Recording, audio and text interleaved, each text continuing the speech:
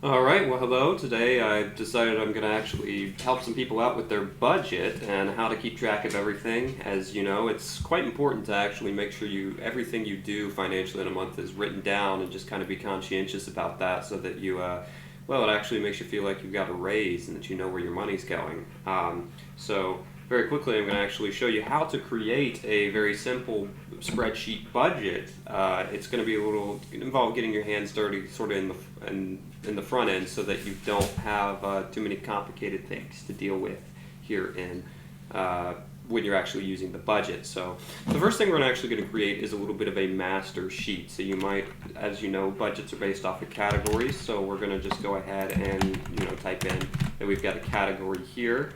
We'll go ahead and put in some categories. So we'll say your housing, your groceries. Housing is going to include your mortgage, your rent, your utilities, all that good stuff. Your groceries, of course, is quite obvious. Your miscellaneous, your fund money, your whatever money.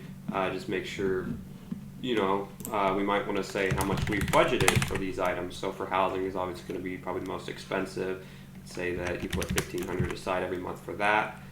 Groceries, we're going to say maybe 600. Your miscellaneous, we'll probably keep that at 200. That's just for things that don't really fit into the rest of them. Fund money also being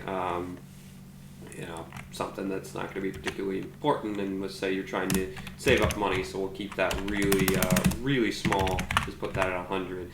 And then gas, which springs to mind immediately for me because of how much I spend on gas, and then I spend a lot more than this, but we'll look at that. One thing that springs to mind immediately is just making these money values. These are things that you're going to be able to come in and change and say, you know what, I think I'm going to need a little bit more for miscellaneous this month, or I'm going to need a little bit more for gas. It's whatever. Next, we're going to put a spent category so you can keep track of how much you've actually spent of these categories. So let's say you pay your rent, it's going to appear there. Then we'll put a percent spent, so that's going to actually be something that takes this value and divides it by this value and tells you kind of a percentage of how much you have left. And then that'll be that right there. And then we can actually just and take that all the way to the end here, and then we'll do remaining, and that's really just going to take your this one right here and subtract this, and then you'll know exactly kind of how much you have left to spend in each of the categories.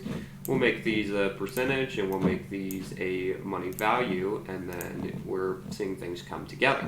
Now, the next thing a budget needs is, of course, a sheet where you keep track of your transactions. So we're going to click New Sheet down here, and it's actually going to bring this up for us.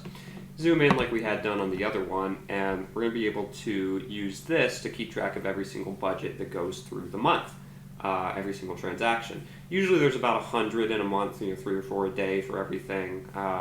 And for me, immediately what springs to mind is maybe we want to have an insurance category, because obviously insurance is quite important, and we can actually take these down a bit, and that way it's going to, well, dang, that's not quite what I meant to do.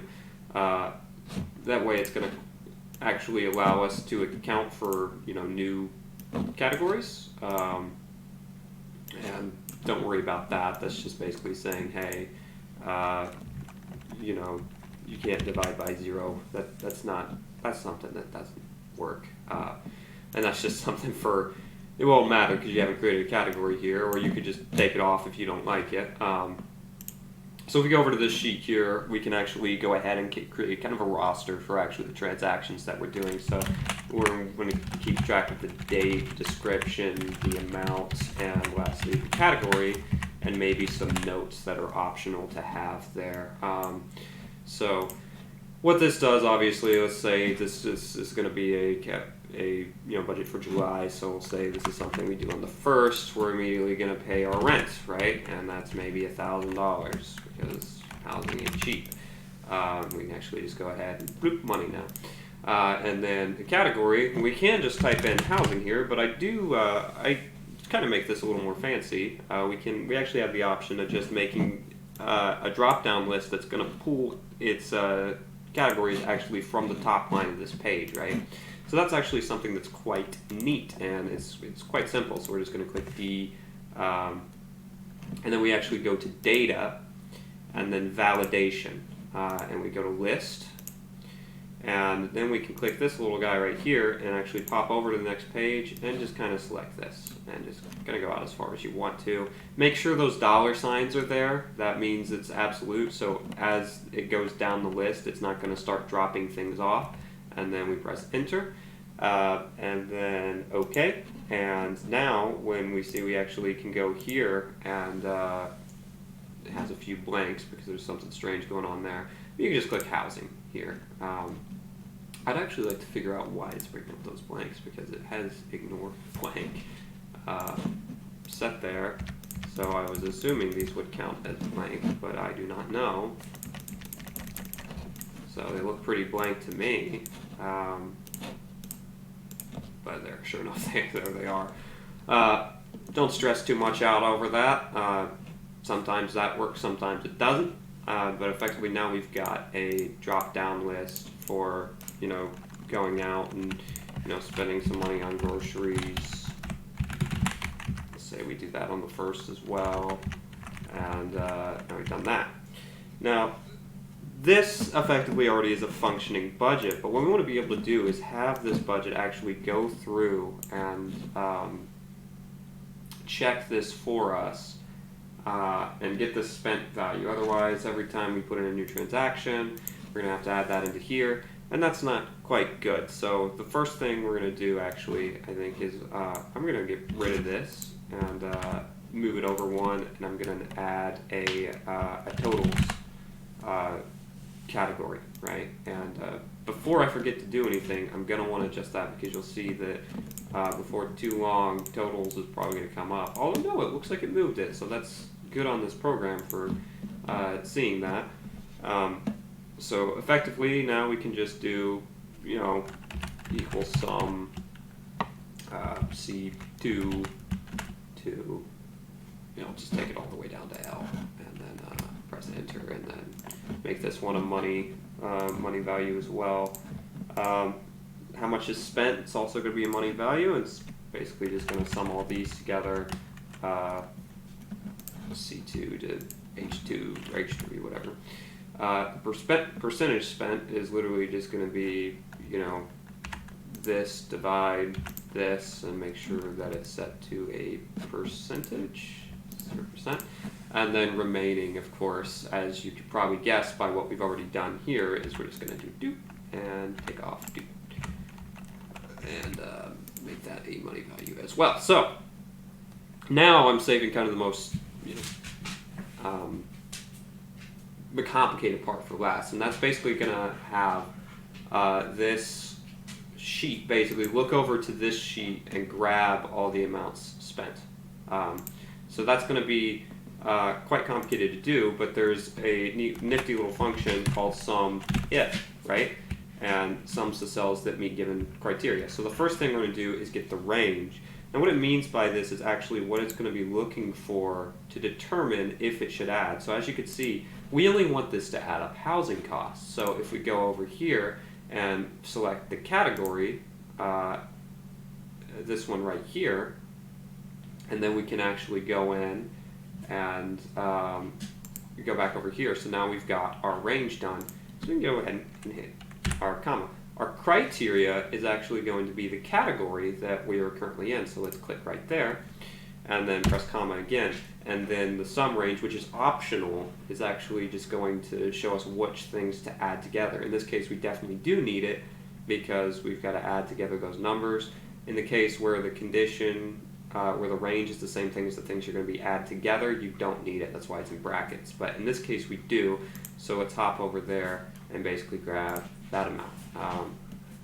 And then just press enter, and now it basically has already pulled over. As always, go ahead and make that a money value, and we can see that it's already figured out that we've spent $1,000 on housing. Now, to prevent having to repeat that, what I want to do is go up here, press F4, and do the same thing over here. And now, and what that does is prevent it so that when we move this to another, it's not going to jump that value to, let's say, an E on the other page, which is quite handy because it wouldn't add up properly. But basically just do the same thing over here. make sure that there's no dollar sign next to that C1 up there, as you can see, because we want it to pick a different category, and then pop. Now we've got our groceries, we've got our miscellaneous, and all that, and everything is good to go. So now we can actually start using this like a regular budget. Hell, if you want to, you can even go ahead and extend these values over here and effectively, create another category. So let's say, no, I need some money for, I'm saving up some money for, let's say I'm bulk buying my family's Christmas presents at the beginning of the year, or throughout the entire year, and I'm spending about $50 a month handling that. So effectively all I'm doing is making sure that I've got all my Christmas presents. So now, as we go over here, since we've created this category, we jump over to this sheet where we can actually keep track of all this. Jim's presents, I would say we bought that on the 2nd. I'm sure you can do something if you want to on the date here, and do whatever you want. And let's say his present was $35, and we're going to go ahead and put that category into, you guessed it, Xmas. And then, as you can see, it's actually popped over that amount that we've spent over here. And then it shows that we've got $15 left to spend in Xmas. So that's quite useful, It's something that, and that's why I say if you get your hands dirty a bit in the front end, you could just kind of make yourself a new category, whereas otherwise you would have to do a lot more work. You wouldn't be able to get all this spent stuff generated automatically for you.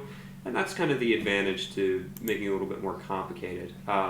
One thing that I found incredibly useful, usually you've got about 100 transactions per month. It's a good amount. So what you might want to do is if you click your category and click autofilter, you can actually go through and only display groceries or only display Xmas. And that's really useful for figuring out, let's say you go over budget on a certain category and you want to figure out, well, what the hell happened? You can just go through and get that taken care of. So that's effectively what's been done. You're done with it, just click auto filter again and it gets rid of it and it's back to the way it was. Heck, if you want to sort it by, ascending value as it is here, I think maybe if you right click on the money, it will actually sort it by money instead. Or no, it's doing by date the entire time, but there's certainly other ways of handling that. You'll probably want to keep them in the proper chronological order under any circumstance, but that's effectively a very simple way. If you just kind of follow the instructions, you can generate yourself a little budget. You can also figure out, additional data points about what you've spent, and you say you want to know maybe the percent remaining as opposed to the percent spent. Well, then you would of course do equals this guy right here divided by this guy right here. Go ahead and make that a percentage value, and then drag that all the way out to the end. And now you say, well, we haven't spent any of our miscellaneous or our fund money or our gas money, so we've still got 100% remaining off of that. And that's it just seems like a very easy way, and I'm using this to keep track of my money, the same kind of process, so it does a whole lot of good. But thanks for watching, and I hope this sure did help you. If you've got any other questions, just leave them in the comments. And I'm not sure how much I'll be able to help, but I'll be able to do something.